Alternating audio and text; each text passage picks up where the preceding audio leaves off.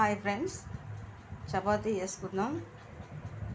టేస్టీగా స్పాంజీగా ఉంటుంది, చాలా బాగుంటుంది ఫ్రెండ్స్. ఈ విధంగా చేసుకుంటే గోధుమ పిండి జల్లించుకొని కాస్త సాల్ట్, ఆయిల్ వేసుకొని కలుపుకొని వాటర్ వేసుకొని కలుపుకోవాలి ఫ్రెండ్స్. మెత్తగా చక్కగా కలుపుకోవాలి. ఎంత బాగా కలుపుకుంటే అంత బాగా వస్తుంది ఫ్రెండ్స్ చపాతీ. కలుపుకున్న తర్వాత ఒక 5 minutes రెస్ట్ ఇచ్చి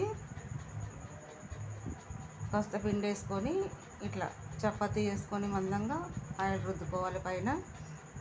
మళ్ళీ ఒక మడత వేసుకొని మళ్ళీ ఆయిల్ రుద్దుకొని ఆయిల్ అంతా బయటకు వెళ్ళకుండా ఇలా మూసేసుకోవాలి ఫ్రెండ్స్.